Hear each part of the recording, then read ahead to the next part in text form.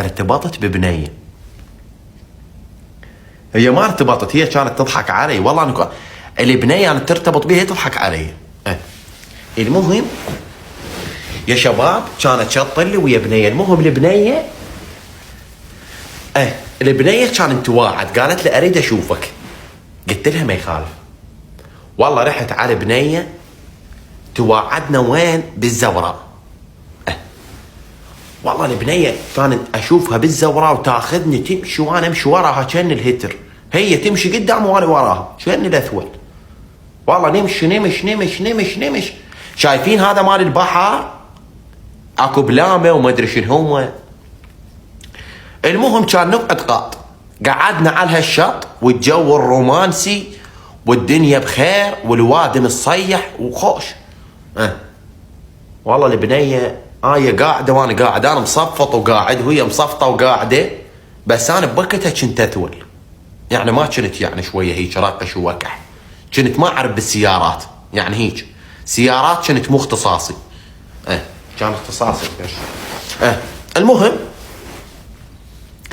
والله يا اخوي كان البنيه كانت تقول حسام حسومي. قلت لها شبيك يا ولد؟ ليش شبيك التنعوصين؟ كانت تقول له اقول لك حبيبي بردانه، الدنيا تصمت الزمان. انا بوقتها لابس قمصله بس الدنيا تصمت ماكو برد. كانت تقول حبيبي بردانه. كان شو سواني؟ قلت لها يخسى البرد يا ولد وانا موجود. يخسى البرد. كان انزع القمصله قلت لها هاك حبيبتي تقطي. كان احط القمصله على كتوفها. شو البنيه ورا دقيقتين كان تشلع القمصله، كان اقول هاك اياه هاك اياه.